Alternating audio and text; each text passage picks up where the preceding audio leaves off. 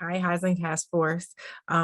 This is bittersweet because this will be the last time that I will be reporting to you all as Vice Mayor. So that's the bitter part, but sweet. But that means that I will be able to be with you all in person next time. So this is great.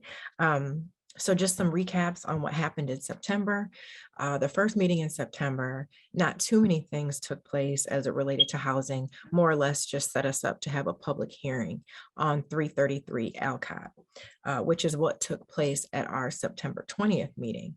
And so if you all remember the last time we all spoke, I told you all about a project that Hollander Development Corporation was pitching, and it was a recreation of an idea that was originally pitched back in 2018 that had recovery housing. After receiving some concerns from the community, he changed that up, and he has reconfigured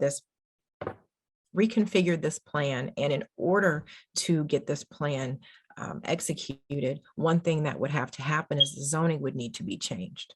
Now, currently, that land is zoned as manufacturing. And what was in front of the commission was that land be zoned to residential or multi-district, or what they consider RM-24. And so what's important to note here, the decision was made, and I also voted to change the zoning. The reason why this conversation even came about was because of the project that was being brought up. But that was actually not what was in front of us. In order to have a project be developed, the zoning has to be in place. So what's really important to note here, because there was feedback against developing in that area.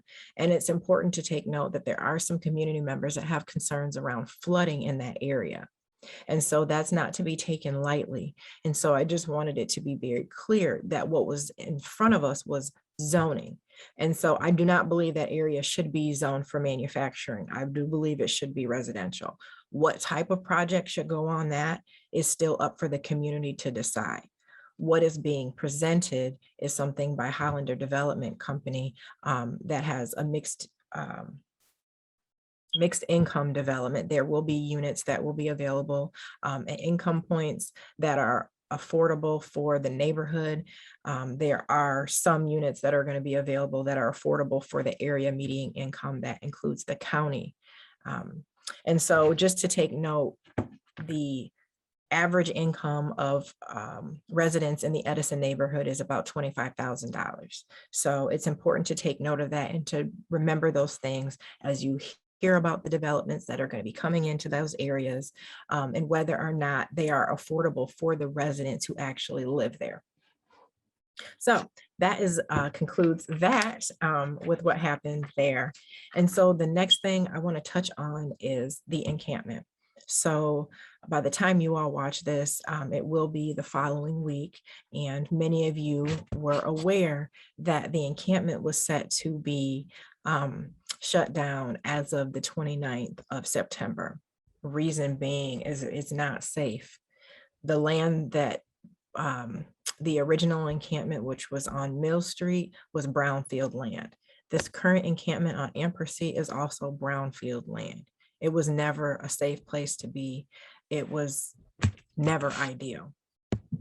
The original plan was to have some outreach take place prior to the 29th, after having some conversations with city staff, and after city staff had conversations with many of the partners who were working with and doing outreach in the encampment, they realized that they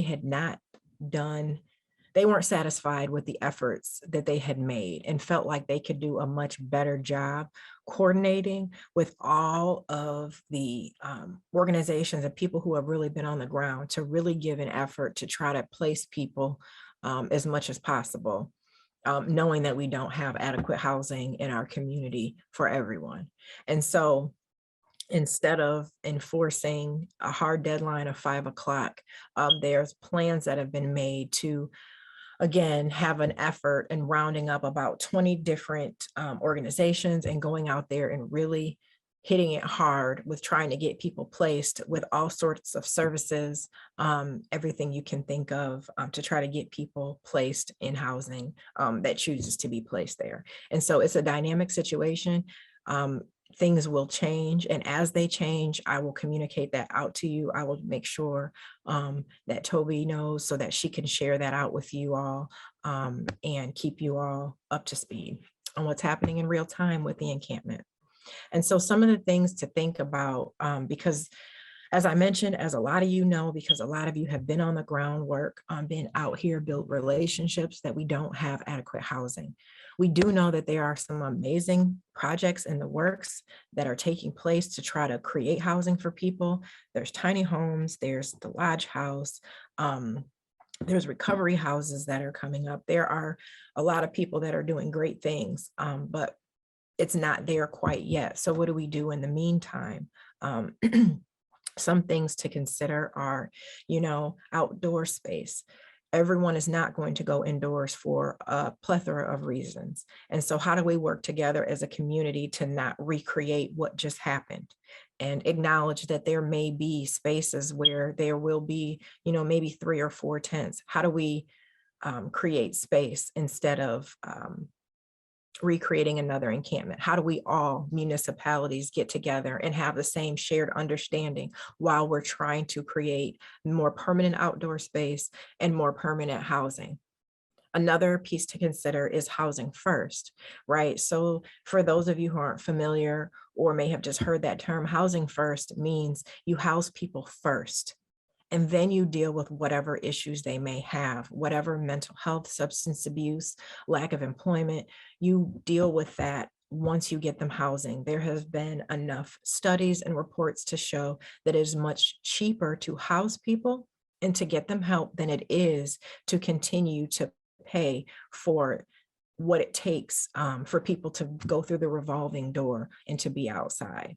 And so until we have a truly housing first model and approach, we will still continue to see some of these situations take place with respects to outdoor, and specifically and especially for our community members who deal with mental health and substance abuse issues.